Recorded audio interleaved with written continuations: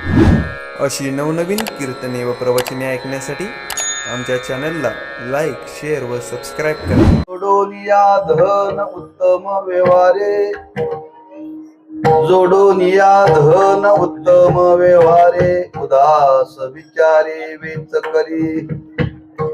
उत्तमची गती तो एक पावेल, उत्तम भोगील जीवखानी. परोपकारी नेने परनिंदा, परस्त्रिया सदा बहिणी माया.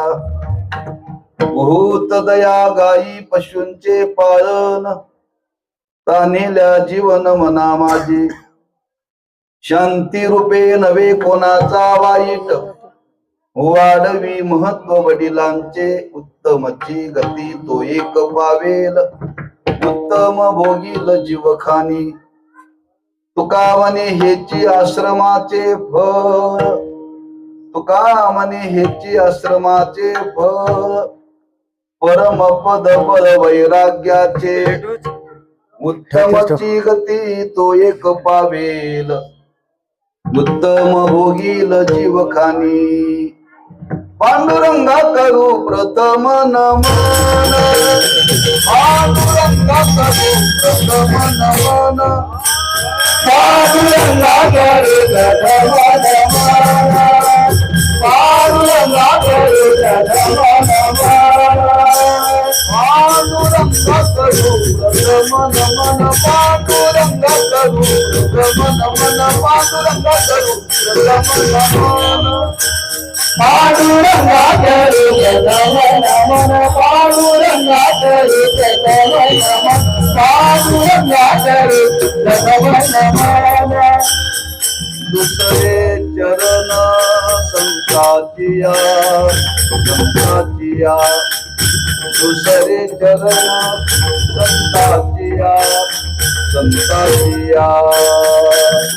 दुसरे चरण संताचिया. त्यांच्या कृपादाने कथेचा विस्तारू, त्यांच्या कृपादाने कथेचा विस्तारू. दुसरे चरण संताचिया, संताचिया.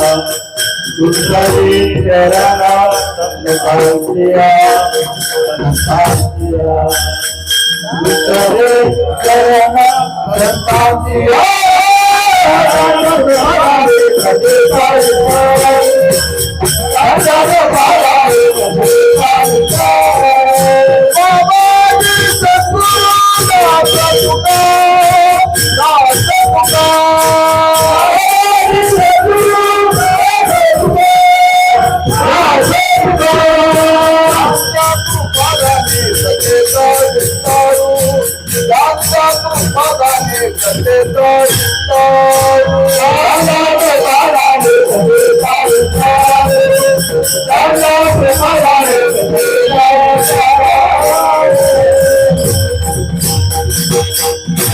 नमो ज्ञानेश्वरा, नमो ज्ञानेश्वरा. निवृत्ती उदारा सोपान देवा. नम मुक्ताबाई त्रिभुवन पावनी आद्यत्रे जननी देवाची. नमो सद्गुरु तुकया ज्ञान दीपा, नमो सद्गुरु सच्चिदानंद रूपा. नमो सद्गुरु भक्त कल्याण मूर्ती, नमो सद्गुरु भास्कर पूर्ण कीर्ती. जोडोनिया धन, जोडोनिया धन उत्तम व्यवहारे, उदास विचारे वेच करी. उत्तमची गती तो एक पावेल, उत्तम भोगील जीवखानी. शिवे करता निवडलेला भंग श्रीमंत जगद्गुरु श्री तुकोबार यांचा असून त्या भंगातून जगद्गुरु श्री तुकोबार आहे. मनुष्य जीवाला उपदेश करतात आणि तो उपदेश करत असताना अधिकार भेदाने केलेला उपदेश आहे. अतिशय महत्वपूर्ण केलेला उपदेश आहे. केलेला उपदेश समाजाच्या परम कल्याणासाठी केलेला उपदेश आहे. त्याचा काही विचार आपण दिलेल्या मर्यादित वेळेमध्ये पाहण्याचा प्रयत्न करू. आजच्या शिवेचं प्रवृत्ती निमित्त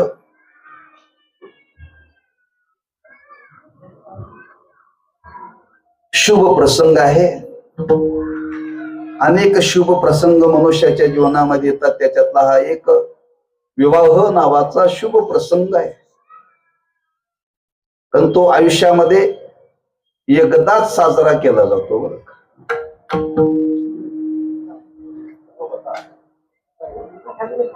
आणि तो मानवी जीवनामध्ये केला जातो. त्या करण्याच्या मागे फार मोठा हेतू आहे. त्या करण्याच्या मागे फार मोठं शास्त्र आहे. आणि तो सोहळा आज या ठिकाणी संपन्न झालेला आहे. चिरंजीव प्रदीप, वडिलांचं नाव परशुराम पाटील, अधिक चिरंजीव सौभाग्यवती लक्ष्मी, या उभयंता विवाह सोहळा संपन्न झालेला आहे. एक दोन रक्ताची नाती एकत्र आणलेली आहेत बरं.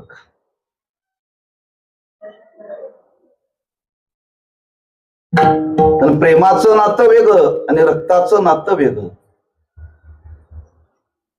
संसार करण्याकरता प्रेमाचं नातं लागतं, रक्ताचं नातं लागतं, आणि परमार्थ करण्याकरता प्रेमाचं नातं लागतं.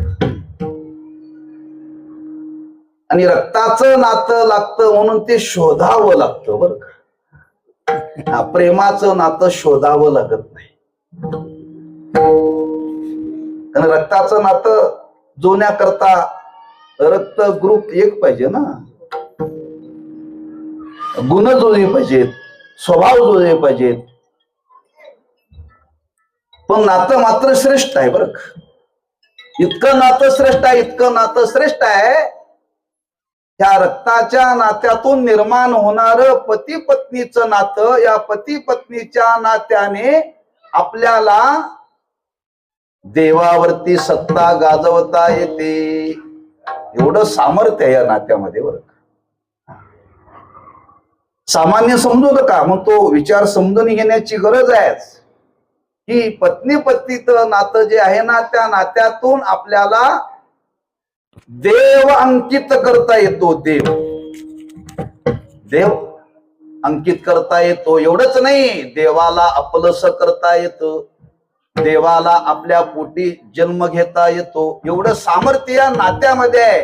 पण ते नातं जपण्याकरता मात्र काही विधी सांगितला, तो विधी मात्र जीवनामध्ये पाळावा लागेल. म्हणून असा हा पती पत्नीचं नातं, त्यालाच शास्त्रामध्ये गुरुस्थास्त्र म्हटलेलं आहे. आपल्याला गुरुस्थास्त्र म्हणजे कळत नाही बरं.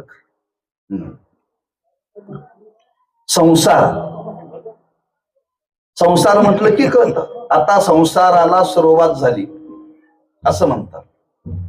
पण शास्त्रामध्ये मात्र याचं वर्णन करताना गृहस्थाश्रम असं वर्णन केले का, ग्रह आहे पण त्या घराला गृहिणी आल्याशिवाय ग्रह ही अवस्था प्राप्त होत नाही. घर सांभाळते तिला गृहिणी म्हणतात. मग ज्या घरामध्ये ती गृहिणी राहते तेव्हाच त्याला गृहस्थ आणि गृहिणी हे दोन शब्द आहेत. पुरुष आणि स्त्री हे व्यवहारातले आमच्या तुमच्या बोली भाषेतले शब्द आहेत, पण खरे शब्द आहेत गृहस्थ आणि गृहिणी. पण हे कधी, ज्या दिवशी तुम्ही गृहस्थ आश्रमामध्ये प्रवेश कराल त्या दिवशी हे नातं निर्माण होतं बरं. मग त्या गृहस्थ आश्रमाचा प्रवेश उभयतांनी केलेला आहे आणि त्यांचा उभयता हा गृहस्थ आश्रम सफल व्हावा याची योजना ईश्वराने करून ठेवलेली आहे बरं. अनेक याच्या मागे हेतू आहेत. त्यातला एक हेतू आजच्या प्रसंगाने थोडासा सांगण्याचा प्रयत्न करू. जो शास्त्राचं मनोगत आहे ते अधिक स्पष्ट रूपाने संतांनी समाजाच्या समोर प्रकट केलेलं आहे. शास्त्र कोणाला वाचायला वेळ नाही, बघायला वेळ नाही, ऐकायला वेळ नाही, पण अशा प्रसंगाला मात्र वेळ काढून ऐकलं पाहिजे. आजारी पडल्यानंतर डॉक्टर सांगतात बेड रेस्ट घ्यावी लागेल. आजारी पडल्यावर बेड रेस्ट, एरवी माणसं बेड रेस्ट घेत नाहीत, पण आजारपण जाण्याकरता मात्र बेड रेस्ट घ्यावं लागतं बरं का. तसं एरवी शास्त्र ऐकायला वेळ नाही, पण आता शास्त्र ऐकावं लागेल. शास्त्र ऐकल्याशिवाय आपल्या जीवनाची उन्नतीच होणार, ऐकावंच लागेल. आज आपल्याला वेळ द्यावा लागेल, लक्षात ठेवा. मग त्या शास्त्राचं काय मनोगत आहे हे समाजाच्या समोर संतांनी आपल्या अभंगवाणीच्या द्वारे समाजापर्यंत पोहोचवण्याचं काम केले. फार मोठं काम केले, लक्षात ठेवा.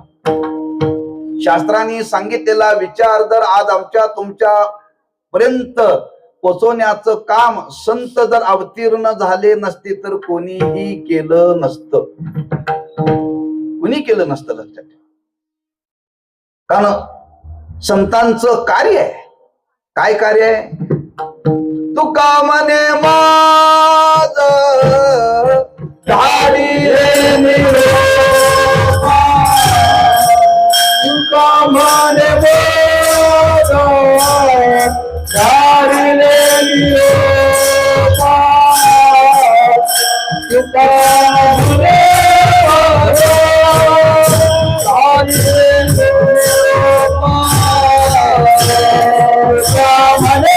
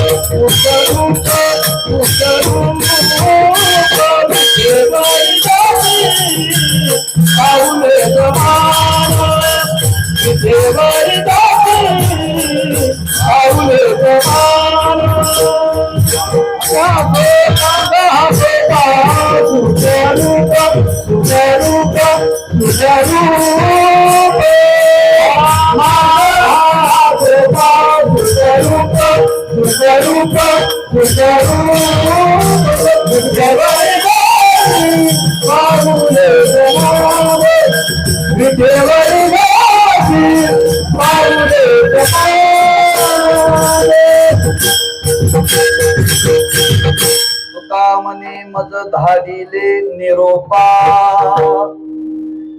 मार्ग हा सोपा सुखरूप. संसार सुखाचा होण्याकरता संत जगाला निरोप देण्याकरता आलेत. एवढी संगती इथं घ्यायची, मग द्रौपदाकडे जायचं नाही. या चरणाला तोडायला पाहिजे होतं बरं. हा प्रसंग पाहून सुद्धा चाल म्हटली पाहिजे. धाडिले निरोपा, याची सुरुवातच निरोपातून आहे. आम्ही तुमची मुलगी बघायला येणार आहे, निरोप द्यावा लागतो. मुलीकडचे निरोप देतात, आम्ही तुमचं घर बघायला येणार आहे, निरोप देतात, बरोबर आहे. मुलीला लग्न झाल्यानंतर मुराळे न्यायला येणार आहे, निरोप देतात. सगळं निरोपावरती चाललंय. लक्षात घ्या. आता हा मोबाईल आलाय हो. हा निरोपावरती व्यवहार आमचा तुमचा चालतो.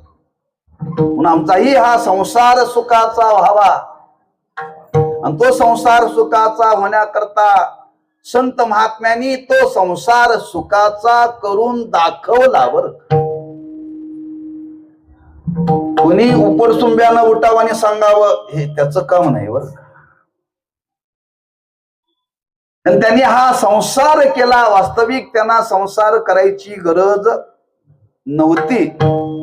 कारण संत संसार करण्याकरता आलेले नाहीत. जे संसारिक आहेत त्यांना संसार कसा करावा हे शिकवण्याकरता संतांनी संसार केला. आसक्त म्हणून संसार केला नाही बरं का. पण आसक्त पुरुषाने, विषयासक्त पुरुषाने संसार कसा करावा याची दिशा संतांनी आपल्या जीवनातून समाजाच्या समोर ठेवलेली. लक्षात ठेवा. आणि ती ठेवत असताना शास्त्राच्या आधारे आपल्याला तो विचार प्रगट केलेला आहे. कारण आपण ज्या गृहस्थ आश्रमामध्ये प्रवेश केला याचं फल फार मोठं आहे, सामान्य नाही बरं, फार मोठं आहे. तर मनुष्य जन्माचं वर्णन करताना वर्णन केले, आपण जन्माला कशा करता आलो? धन मिळवण्याकरता जन्माला आलेलो नाही बरं. धन मिळवण्याकरता जन्माला आलेलो नाही का, ते प्रारब्धाने मिळतं. भोग भोगण्याकरता आपण जन्माला आलो का, तेही प्रारब्धानेच मिळतात बरं. मग कशा करता जन्माला आलो? कारण धन मिळवण्याने कुणाच्या जीवनाची सफलता झालेली नाही, भोग भोगण्याने कुणाच्या जीवनाची सफलता झालेली नाही. पण जे केल्याने जीवनाने सफलता प्राप्त होईल असं काहीतरी जीवनामध्ये घडावं. असं काय आहे? एकच आहे की प्रत्येक जीवाला मोक्ष प्राप्त व्हावा, मोक्ष प्राप्त व्हावा. संसारिक लोक म्हटले, महाराज आमची आसक्ती सुटत नाही, सोडू नका, राहू दे. तुम्ही ज्या गृहस्थ आश्रमामध्ये प्रवेश केला त्या गृहस्थ आश्रमाची आम्ही सांगतो तशी तुम्ही वाटचाल करा.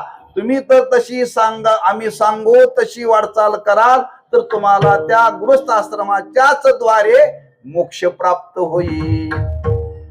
तुम्हाला बाकी काही करावं लागणार नाही. तुम्हाला कुठं वनात जावं लागणार नाही, कुठं एकांतात जावं लागणार नाही. न लगे दंडन, न लगे मुंडन, काय काय करावं लागणार नाही तुम्हाला.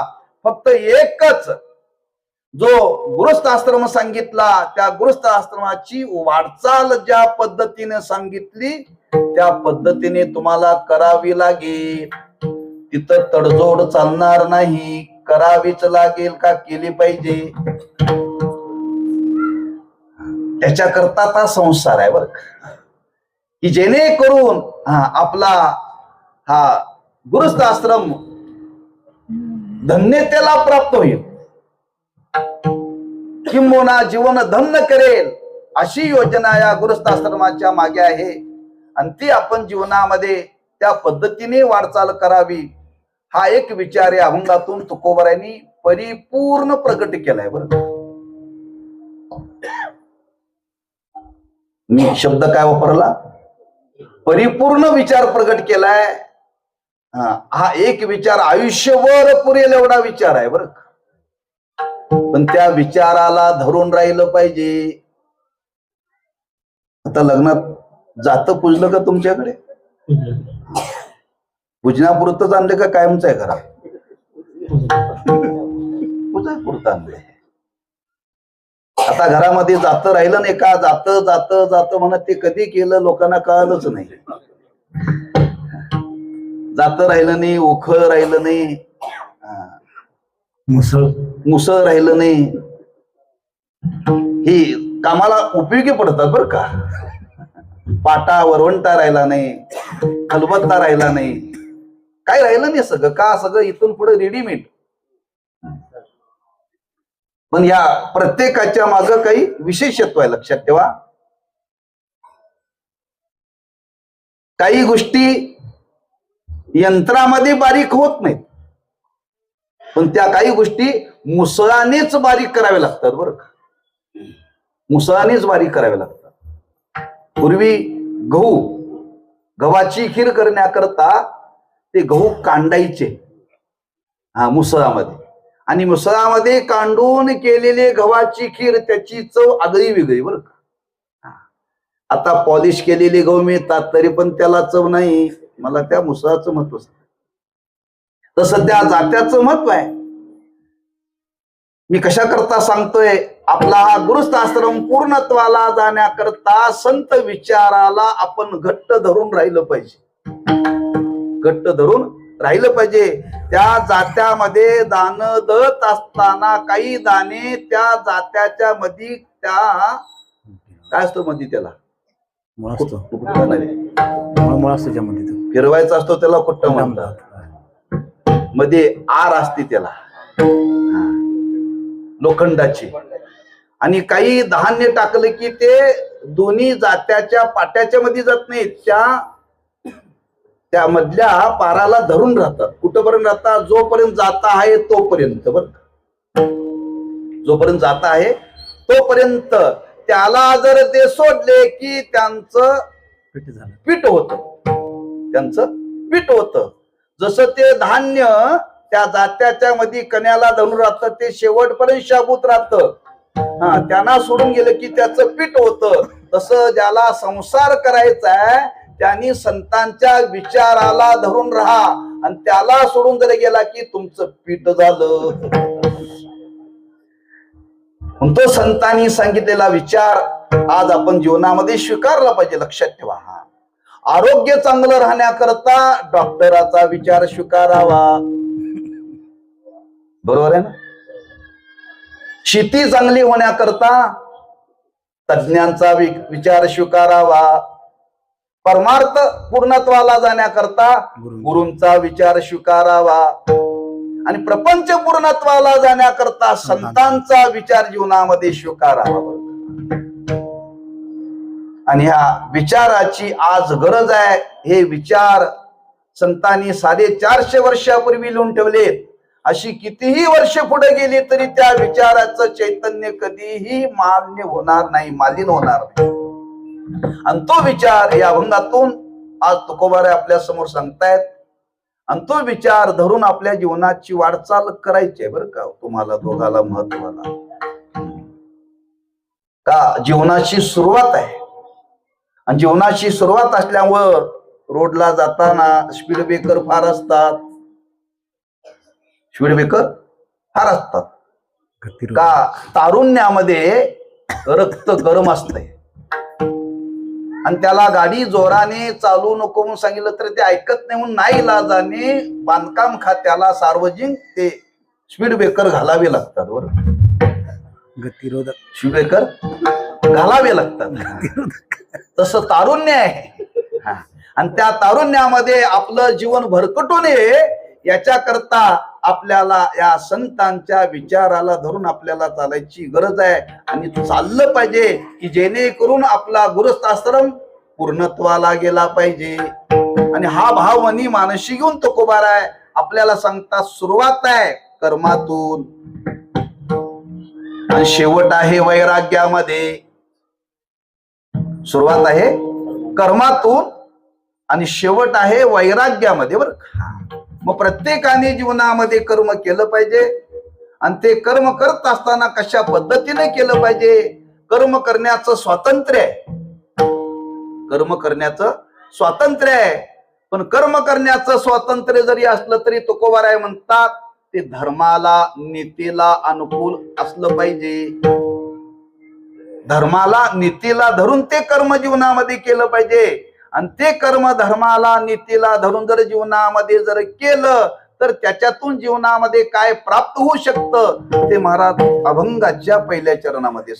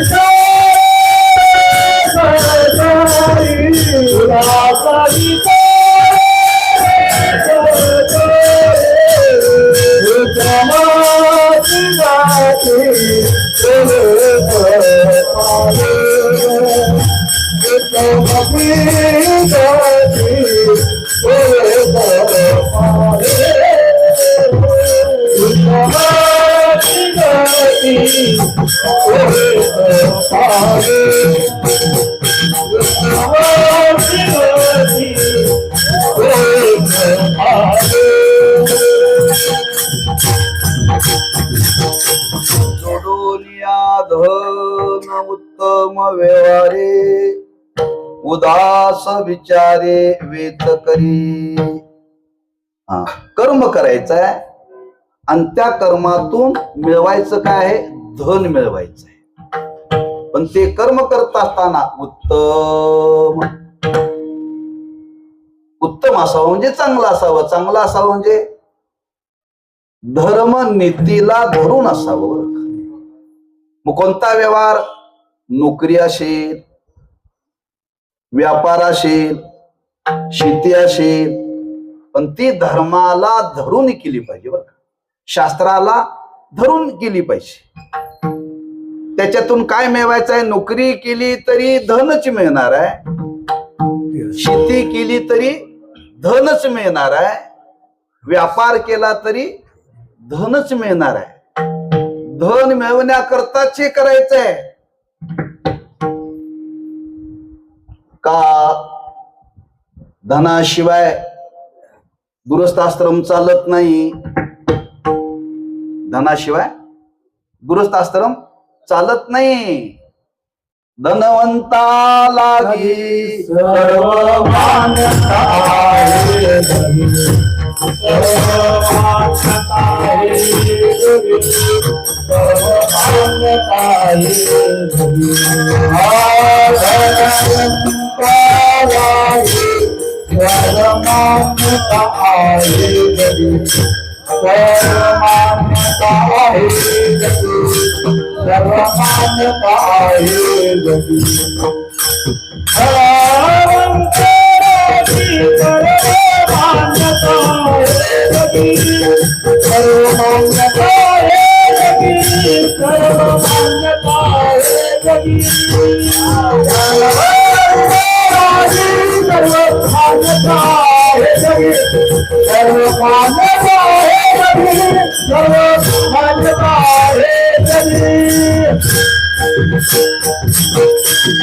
धनवंता लागी सर्व मान्यता हे जगी. विस्तार आहे, फक्त प्रसंगाचा विचार करा. धनवान असल्याशिवाय मुलगी देत नाहीत. तू काय मिळवतो म्हणून त्याला दिली का रिकाम टेकडाय म्हणून दिली? महिन्याला एवढं एवढं हा मिळवतो, आधी चौकशी केली ना. चांगला गातोय पण काय पैसा मिळवत नाही, कोणी मुलगी देत नाही.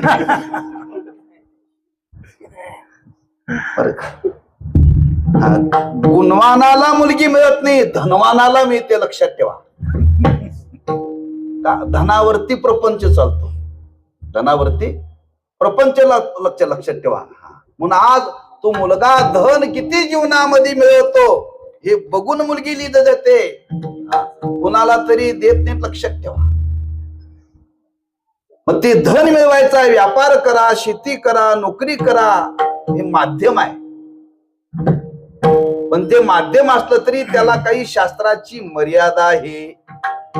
ती मर्यादा सांभाळून ते केलं पाहिजे. कुठलीही नोकरी करून चालत नाही, कुठलाही व्यवसाय करून चालत नाही, काही शेतामध्ये पेरून चालत नाही, कुठलाही व्यापार करून चालत नाही. त्याला काय म्हणतात? सरकारची मान्यता लागते. सरकारची मान्यता लागते. मग तुम्ही म्हणाल निषिद्ध व्यवहार हा समाजामध्ये घडला जातो, त्यालाही सरकार मान्यताच नाव आहे. आणि रेशनचं दुकान चालतं त्याला पण सरकार मान्यताच आहे. असं शास्त्रामध्ये नाही बरं. शास्त्रामध्ये असं नाहीये. म्हणजे व्यवहारामध्ये चांगल्याही व्यवहाराला सरकारचं लायसन लागतं आणि निश्चित व्यवहार करण्याकरता सरकारचं लायसन लागतं. शास्त्रामध्ये असं नाही. जे धन मिळवायचं आहे ते धन मिळवण्याकरता व्यापार कोणता करावा, नोकरी कोणती करावी, व्यवसाय कोणता वा शेती कशी करावी, पण धन मिळवायचं आहे. मग धन ज्या मार्गाने अधिक मिळतं तो मार्ग त्या मानाचा शुद्ध पाहिजे. लक्षात ठेवा. धन जीवनामध्ये कमी मिळालं तरी चालेल पण मार्ग शुद्ध पाहिजे. म्हणून अन्याय मार्गाने मिळवलेलं धन चालत नाही. म्हणून शास्त्रामध्ये म्हणून सांगितलं गृहस्थ आश्रम चालवण्याकरता कर्म केलं पाहिजे. ते कर्म शेती, व्यापार, नोकरी ते धर्माला नीतीला धरून पाहिजे. आणि त्या मार्गाने ते धन मिळवलं पाहिजे. चोरी करून चालणार नाही, लबाडी करून चालणार नाही, भीक मागून चालणार नाही. धन मिळतं पण चोरीच्या मार्गाने मिळवतो चालत नाही. लक्षात ठेवा. धन मिळवतो पण भिक्षा मागून मिळवतो नाही चालत. लक्षात ठेवा. धन मिळवतो नको त्या उचापत्या करतो, लबाडी करतो चालत नाही. लक्षात ठेवा. धन मिळवतो दोन मार्गाने, दोन नंबरच्या मार्गाने मिळवतो चालत नाही. लक्षात ठेवा. म्हणून तर शब्द घालावा लागला उत्तम व्यवहारे जोडून या धन. चांगल्या मार्गाने धन मिळवलं पाहिजे. का एवढी बंधनं सांगितली हो? कारण आलेलं धन हेच आपल्या जीवनाला जगवतं. त्या धनामध्ये संस्कार असतात आणि ज्या धनामध्ये संस्कार असतात तशी आपली जीवनाची वाढ होते, तशी संतती होते. त्या धनावरती अवलंबून आहे जीवन. लक्षात ठेवा. धन ज्या मार्गाने तुम्ही आला त्या धनाबरोबर काही संस्कार येतात. अन्न खाल्लं अन्नाबरोबर संस्कार येतात. कपडे घातले कपड्याबरोबर संस्कार येतात. लक्षात ठेवा. कोणी कोणाची कपडे घालायची नसतात. ब्रह्मचार्याने संसारिकाची कपडे घालायचे नाही. संसाराच्या गादीवरती सुद्धा ब्रह्मचार्याने झोपायचं नाही. ब्रह्मचार्याच्या गादीवरती संसारिकाने झोपलं तर चालतं.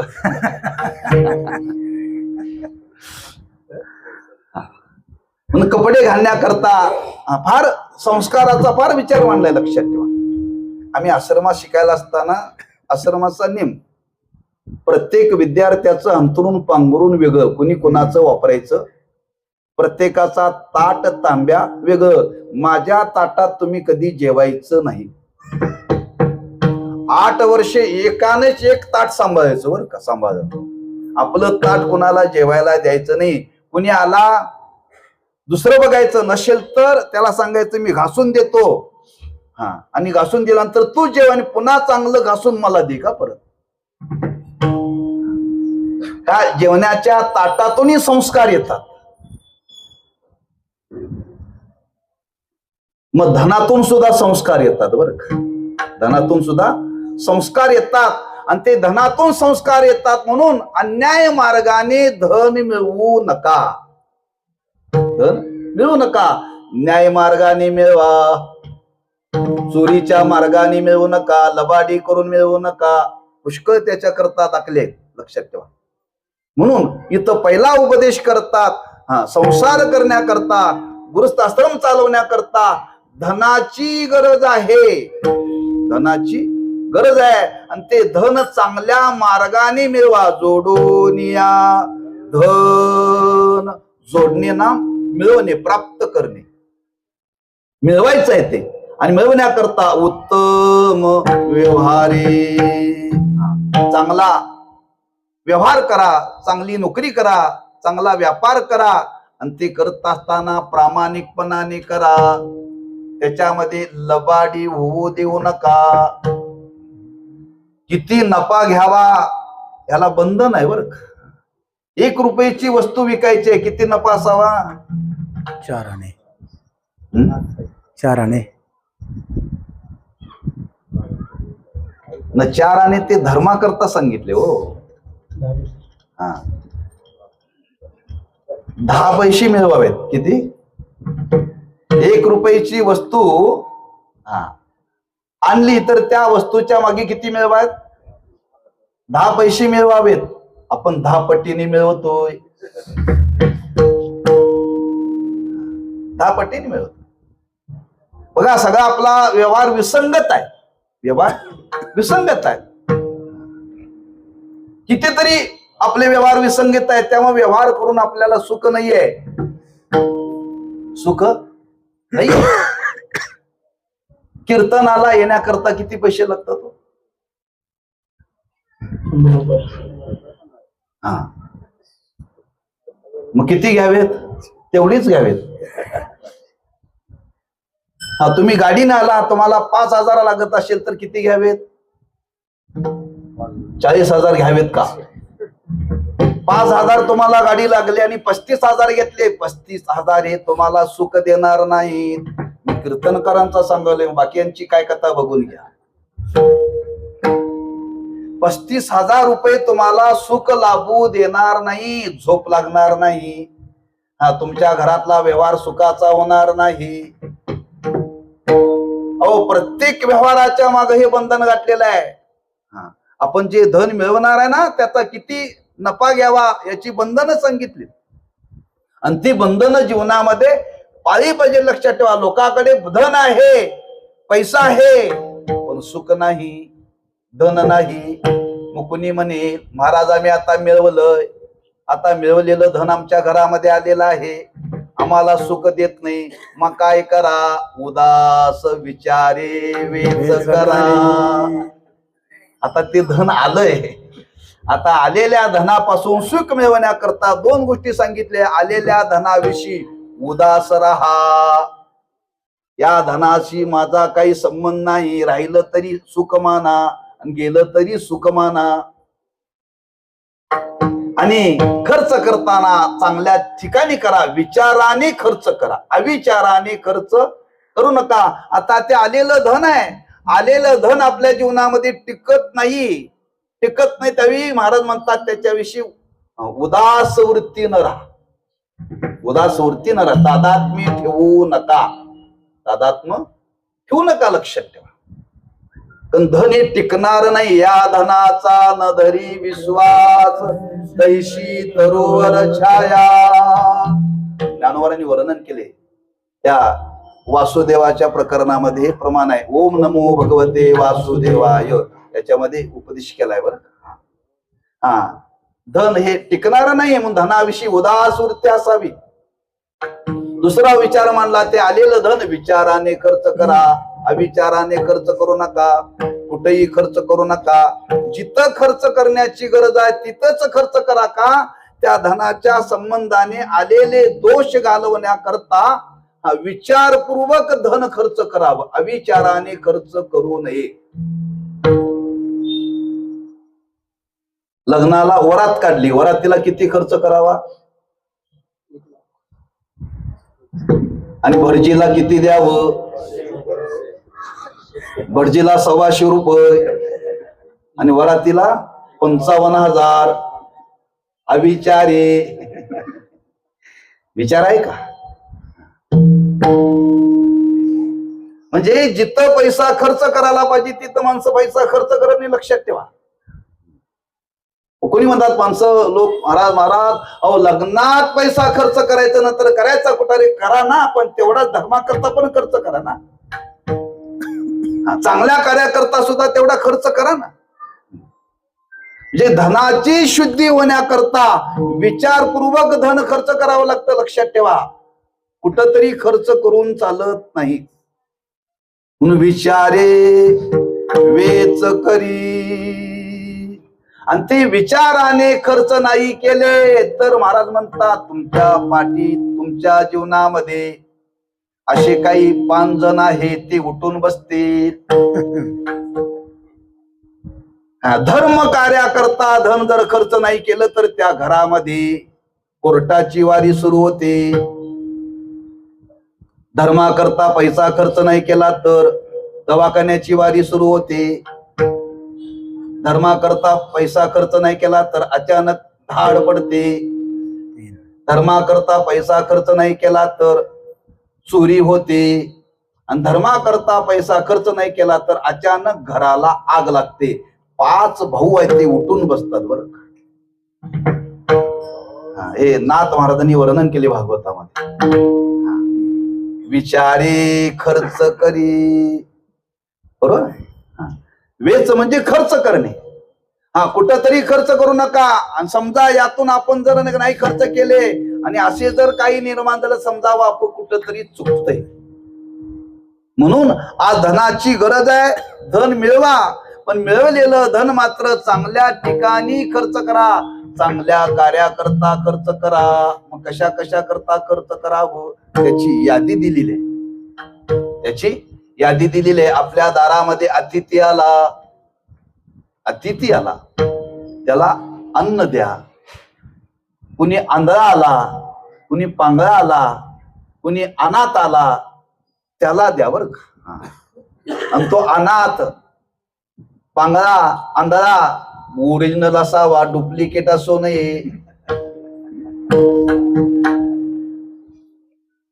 तुम्ही जर आता पंढरपूरला गेला त्या बारीच्या तिथं ते पैसे गोळा करायला अंधाई पाणी बसतात. त्यात पॅरालाइज झालेले सुद्धा बसायला लागलेत बरं का. नाही बरं का. तो जन्मताच आंधळा पाहिजे, म्हणजे त्याचं जीवन पारतंत्र्यामध्ये आहे, परतंत्र आहे. आणि ज्याचं जीवन पूर्ण परतंत्रामध्ये आहे त्याला शास्त्राने सांगितलं गुरुस्थानी त्याला मदत केली पाहिजे.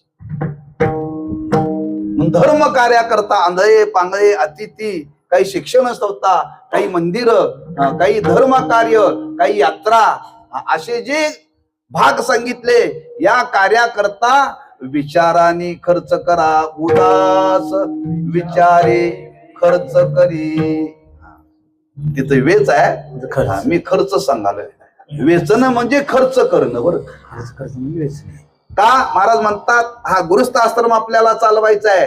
आणि हा गृहस्थ आश्रम या पद्धतीने आपण जर ते व्यवहार केला तर आपण केलेल्या कर्माचं आपल्याला फल मिळणार आहे. काय फल मिळणार आहे. तुम्ही चांगलं खाल्लं तर आरोग्य चांगलं राहतं, बरोबर आहे. दिवसभर चांगलं काम केलं तर चांगली झोप लागते, बर. कष्टाचं काम करावं, पडल्या पडल्या झोप लागते. आणि जे असे काही पदार्थ खावेत की ज्याच्यापासून काय ऍसिडिटी वाढणार नाही, असं आरोग्याला जे लागतं ते खावं बर का. तसं आपण केलेला व्यवहार, त्या व्यवहारातून महाराज म्हणतात झोप तर चांगली लागावीच, पण त्या केलेल्या कर्मातून आपल्याला गती सुद्धा चांगली मिळावी. गती सुद्धा चांगली मिळावी का. आपण जे कर्म करणार आहे त्या कर्मावरती पुढची गती अवलंबून आहे. लक्षात ठेवा, गती अवलंबून आहे. कारण वचन आहे जसं पेरलं जातं तसं उगवतं, जसं पेरलं जातं तसं उगवतं. लक्षात ठेवा. केले कर्म झाले त्याची भोगाले, केले कर्म झाले त्याची भोगाले, केले कर्म झाले त्याची भोगाले, केले कर्म झाले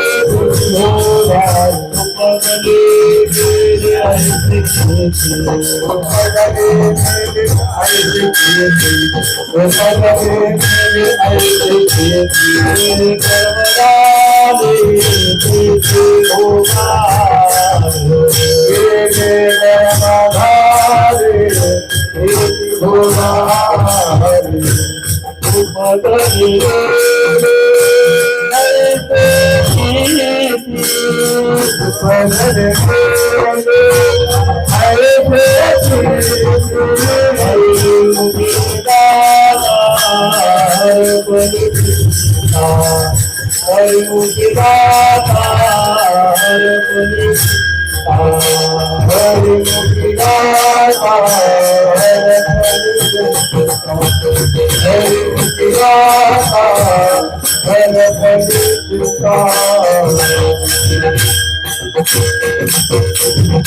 केले कर्म झाले त्याची भोगाले.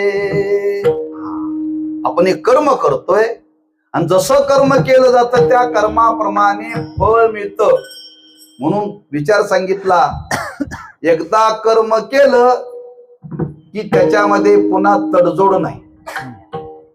तडजोड कर्म करण्यामध्ये स्वातंत्र्य आहे, कर्म भोगामध्ये स्वातंत्र्य नाही. काय असल ते अक्षता पडायच्या आधीच बघायचं बरं का. नाही मी चुकलो, अशी नको, अशी पाहिजे होती. आता तिच्या नावाने मंडोळी बांधल्या ना, आता तिनं आयुष्यभर तुझं मन ढवळलं तरी तुला आता सोडता येणार नाही. आमचे गुरुबंधू होते ते विनोदाने म्हणायचे, त्या मंडोळ्या बनतात लग्नात. हा, त्याचा ते अर्थ काय करायचं, ज्या दिवशी जिच्या नावाने तुम्ही मानली त्या दिवशी ती मन ढवळायला सुरुवात करते. आपलं मन ढवळी मंडोळी.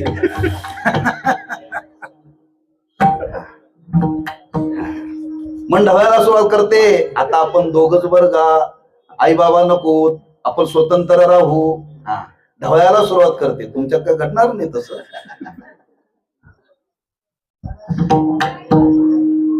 काय असेल तो विचार आधी, पुन्हा त्यात बदल नाही. कर्म करण्यामध्ये स्वातंत्र्य आहे, भोगण्यामध्ये स्वातंत्र्य नाहीये. हा, म्हणून तो कर्माचा विचार आहे आणि तो कर्माचा विचार या पद्धतीने आपण जीवनामध्ये करावा. का महाराज म्हणतात, त्याच्यावरती आपलं पुढच्या सगळी जन्माची, अनेक जन्माची इमारत उभी आहे. ती कशी आहे ते अभंगाच्या दुसऱ्या चरणामध्ये सांगतात.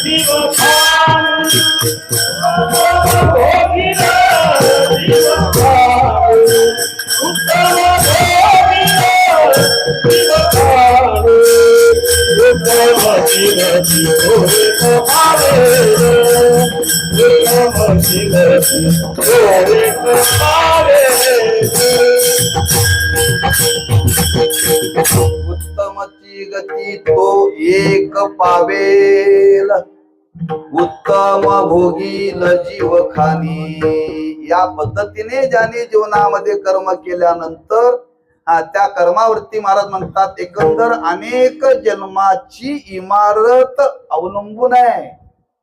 उत्तमची गती तो एक पावेल, तो म्हणजे कोण, जो या पद्धतीने जीवनामध्ये व्यवहार करेल तो उत्तमची गती पावेल. तो उत्तम भोगील खानी, चांगल्या गतीला प्राप्त होईल आणि चांगल्या योनीमध्ये जन्माला येईल. का, त्या कर्मावरती आपलं जीवन अवलंबून आहे. म्हणून जीवनाची सुरुवात आहे. आता जीवनाची सुरुवात आहे. म्हणून मी परवा सांगितलं, शाळेमध्ये ऍडमिशन घेताना शाळेचे नियम सांगितले जातात.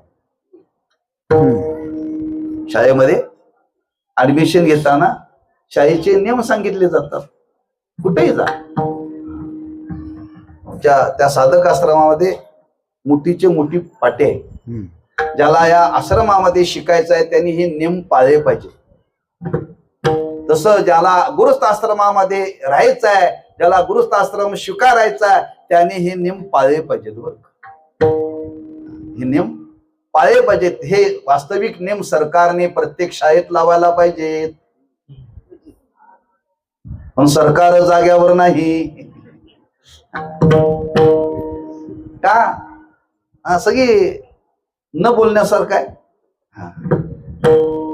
हे शिक्षण शाळेतून दिलं पाहिजे. लक्षात ठेवा, या शिक्षणाची, या संस्काराची गरज आहे. पण शास्त्राने मात्र योजना करून ठेवलेली आहे. ज्या दिवशी मात्र गृहस्थाश्रमामध्ये प्रवेश करणार त्या दिवशी मात्र ही पाटी वाचली पाहिजे. पण आज पाटी वाचायची, आज पाटी वाचायची नियमावलीची, आणि ती हळूहळू एक एक नियम जीवनामध्ये आचरणात आणायचे. बरं का? म्हणून या पद्धतीने हा नियम सांगितला, आणि या नियमाप्रमाणे आपल्याला वागावं लागेल. आणि या नियमाप्रमाणे तुम्ही वागला की महाराज म्हणतात आपल्याला गती चांगली प्राप्त होईल, आणि चांगल्या योनीमध्ये जन्म प्राप्त होईल. का? कर्माचा संबंधच आहे. कुणी म्हणेल ते पुढच्या जन्माचं राहू दे, या जन्मात काय करायचं ते पहिल्यांदा सांगा. पण या कर्माचा संबंध अनेक जन्माशी आहे, म्हणून संतांनी तो विचार मांडलेला आहे. पण हे जीवन जगत असताना हा गृहस्थ आश्रम जीवनामध्ये स्वीकारल्यानंतर केवळ धनावरती चालत नाही. धन मिळवलं म्हणजे काम संपलं असं नाही. मग त्याला काय काय करावं लागेल, त्याला वेळ द्यावा लागेल. माळ घातली की त्याला कीर्तनाला यावं लागतं, माळ घातली की त्याला हरिपाठ वाचावा लागतो, माळ घातली की त्याला पंढरपूरला जावं लागतं. बरोबर आहे? तसं विवाह केला, गृहस्थ आश्रम स्वीकारला की त्याला काय काय करावं लागतं. केवळ धन मिळवण्यामध्येच गृहस्थ आश्रम पूर्णत्वाला जात नाही.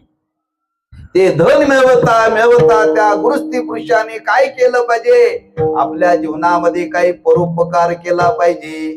ते धन मिळवता कुणाची निंदा नाही केली पाहिजे. आणि ते धन मिळवता आपल्या विकारावरती विजय मिळवला पाहिजे. ते महाराज अभंगाच्या 3ऱ्या चरणात सांगतात.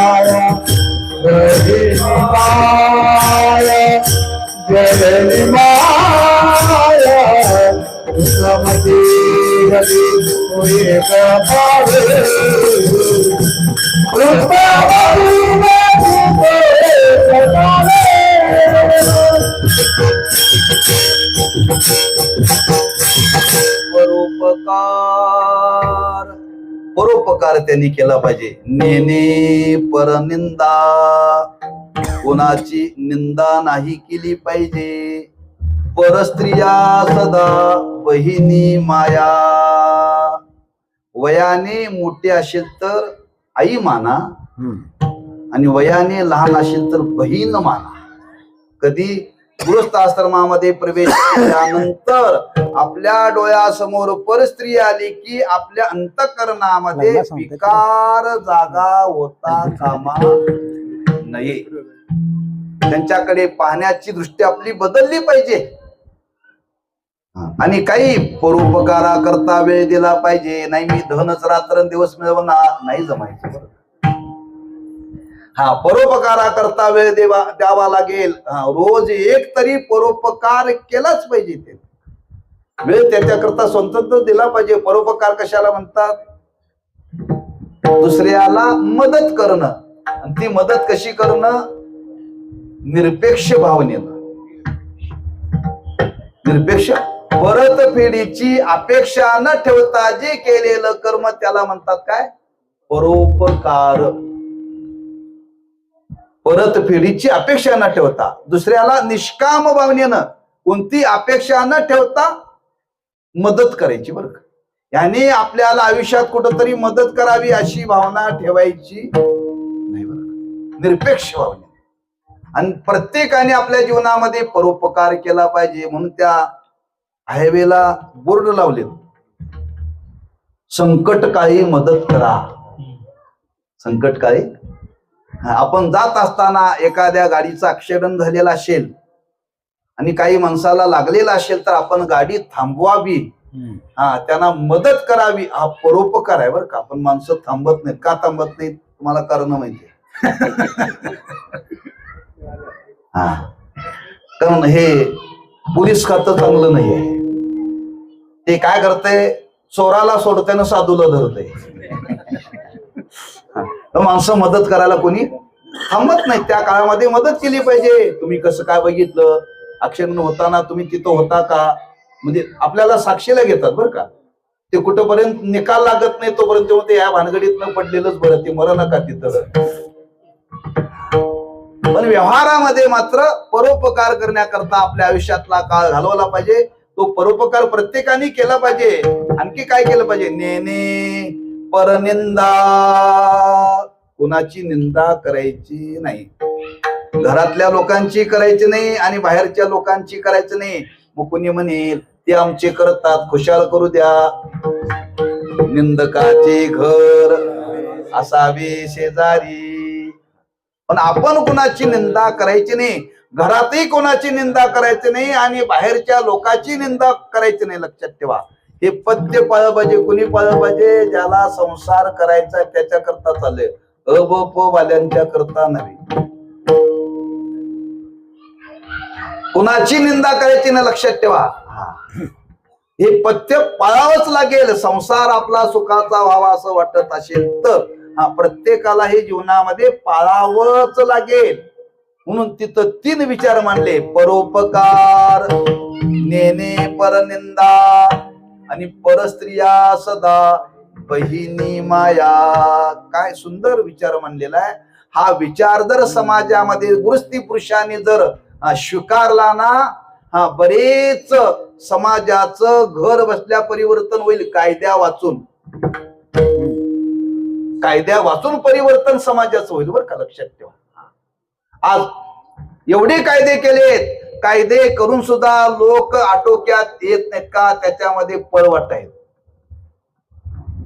पण हा विचार कुठंतरी मनावरती बिंबला पाहिजे. आणि हा विचार जर मनावरती बिंबला आणि तो विचार जर आपण जीवनामध्ये पाळला तर महाराज म्हणतात खरंच आपला गृहस्थ आश्रम सुखाचा व्हायला वेळ लागणार नाही. म्हणून हे जीवनामध्ये पाळा. परोपकार, नेने परनिंदा, परस्त्रिया सदा बहिणी माया. आणखी काय केलं पाहिजे? या गृहस्थ आश्रमाची वाटचाल करत असताना त्या गृहस्थी पुरुषाच्या अंतःकरणामध्ये दया पाहिजे. त्याने पशवाधिकांचं पालन केलं पाहिजे. तहान लागलेल्या माणसाला पाणी दिलं पाहिजे. भूक लागलेल्या माणसाला अन्न दिलं पाहिजे. हे त्याचं काय आहे? कर्तव्य आहे. ते जीवनामध्ये त्याने केलंच पाहिजे. ते महाराज अभंगाच्या 4थ्या चरणात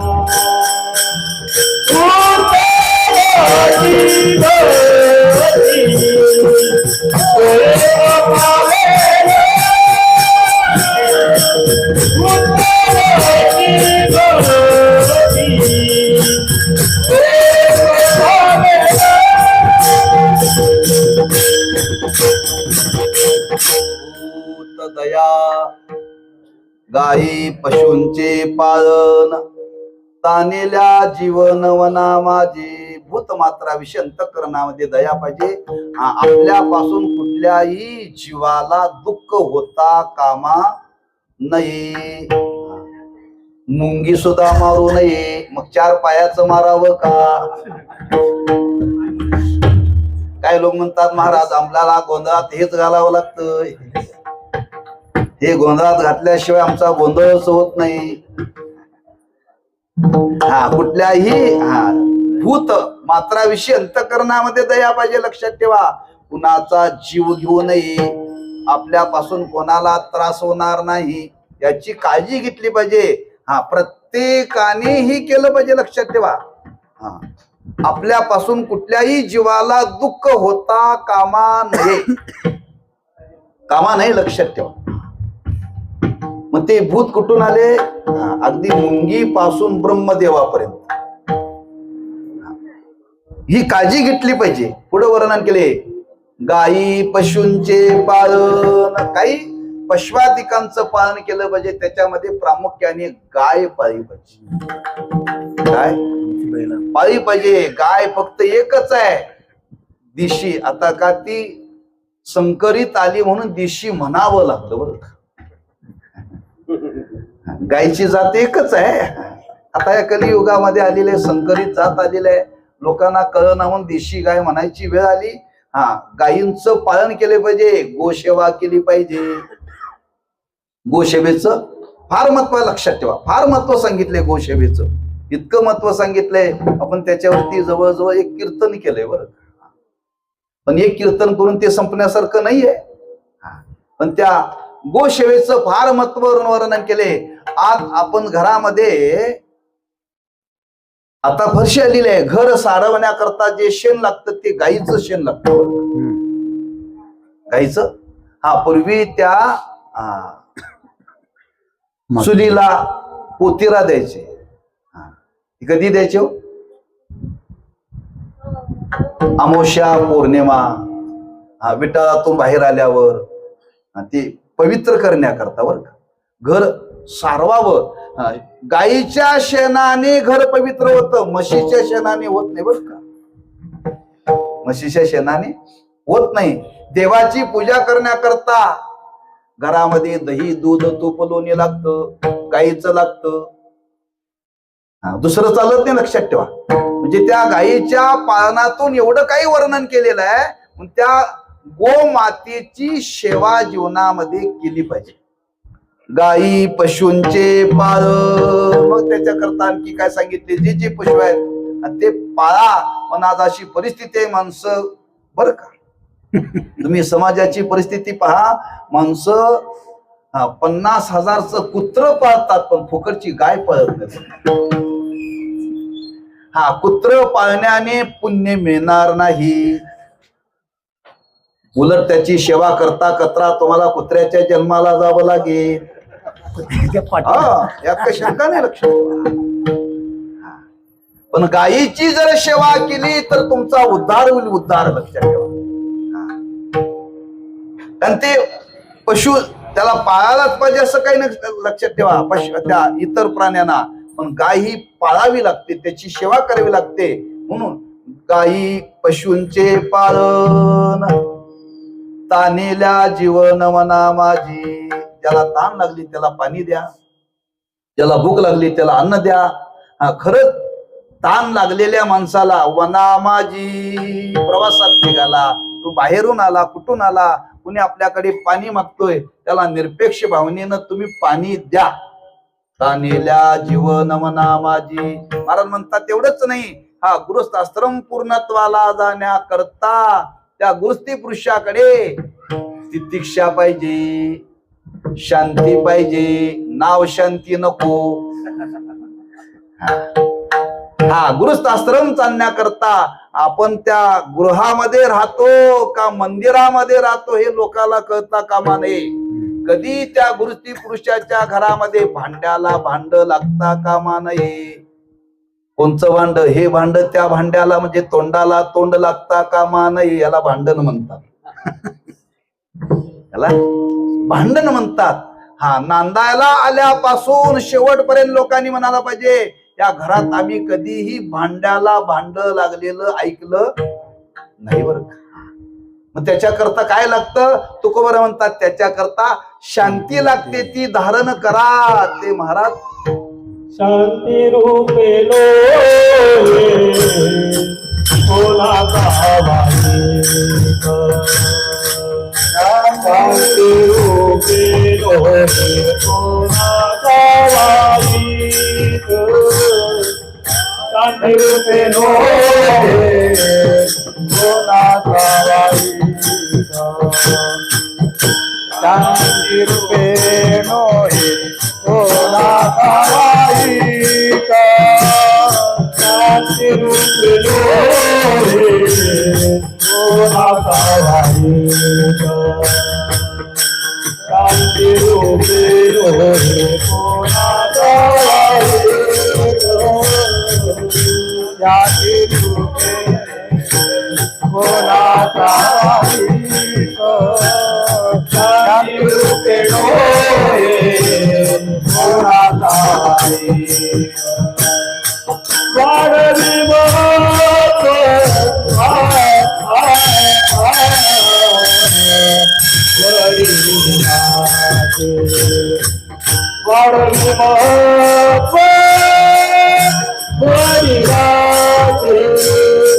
उत्तम दिनाचे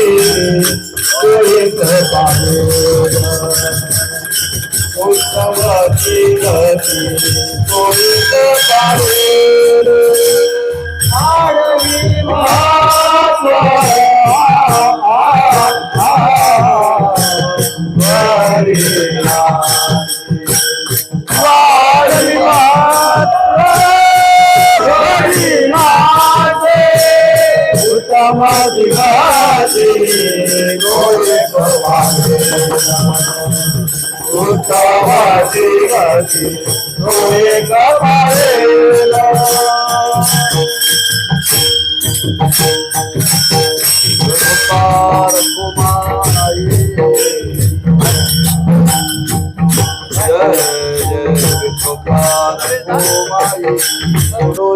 धन उत्तम व्यवहारी उदास विचारे वेच करी उत्तमची गती तो एक पावेल उत्तम भोगील जीवकानी. जगद्गुरु श्री तुकोबाराय गुरुस्ती पुरुषाला या अभंगातून उपदेश करतात. आणि तो उपदेश करत असताना अनेक पद्धतीने या गृहस्थी जीवनाकरता ज्या विचाराची गरज आहे त्या विचाराचे पैलू अनेक रूपाने तुकोबारींनी प्रकट केलेले आहेत. गृहस्थाश्रम चालवण्याकरता त्या गृहस्थी पुरुषाच्या जीवनामध्ये शांती पाहिजे.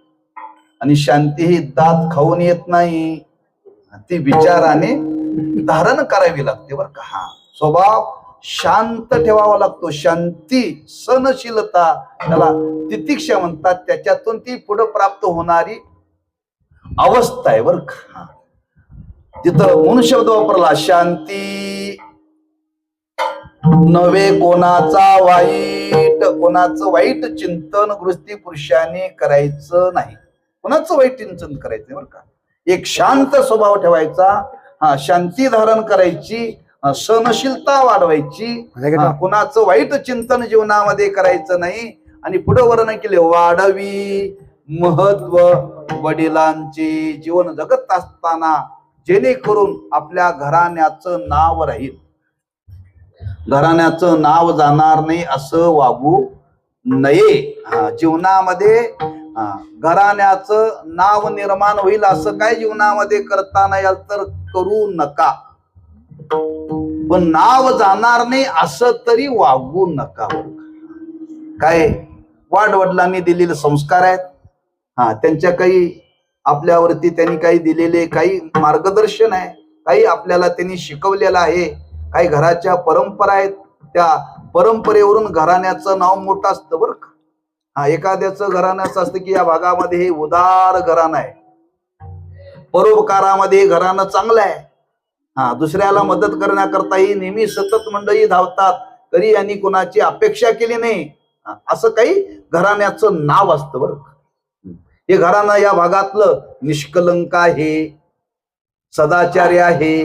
या घराण्यामध्ये आतापर्यंत कधी कुठला कलंक लागलेला नाही.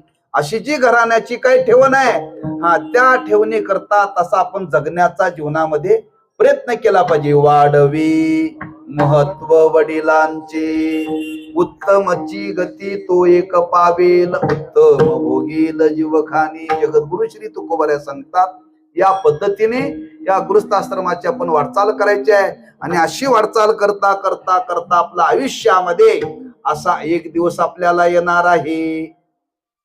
एक दिवस आपल्याला असा येणार आहे. कारण ही गृहस्थाश्रमाची वाटचाल करत असताना त्याला काही कालावधी सांगितला बरं.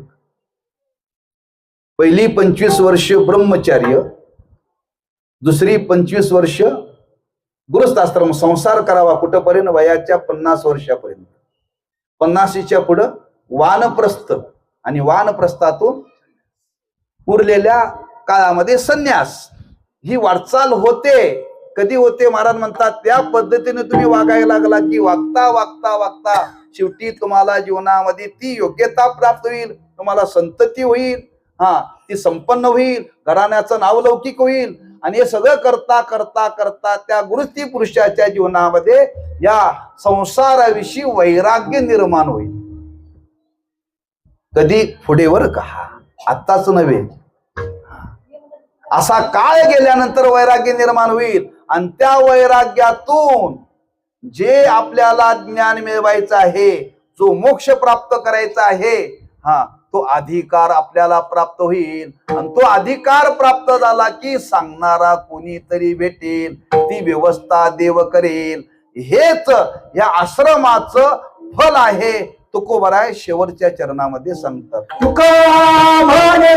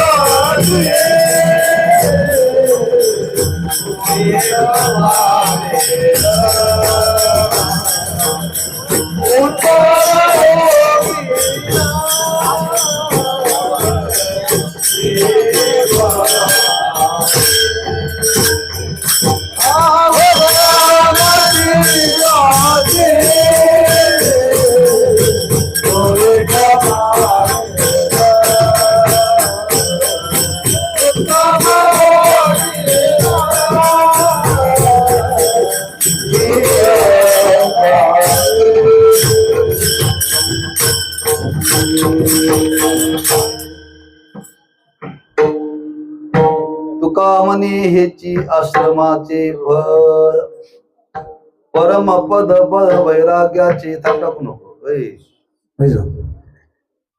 ते खाली आले आता हेची आश्रमाचे फळ परमपद बळ वैराग्याचे परमपदाला प्राप्त होण्याकरता जे वैराग्य लागतं ते वैराग्य या गृहस्थाश्रमाच्या वाटचालीतून आपल्याला ते सहज प्राप्त होतं. कारण शेवटी आपल्याला त्या पदाला प्राप्त व्हायचं आहे आयुष्याच्या साधने आणि ते पद मिळवण्याकरता जे वैराग्य लागतं ते वैराग्य या गृहस्थाश्रमामध्ये वाटचाल करण्याने मिळतं.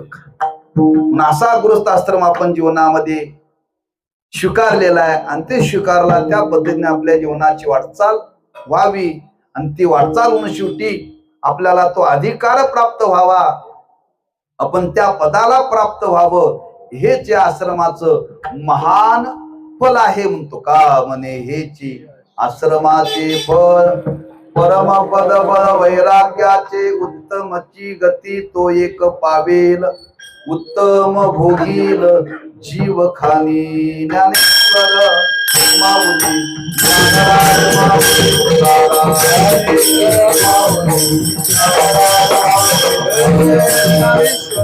ज्ञानराज माऊली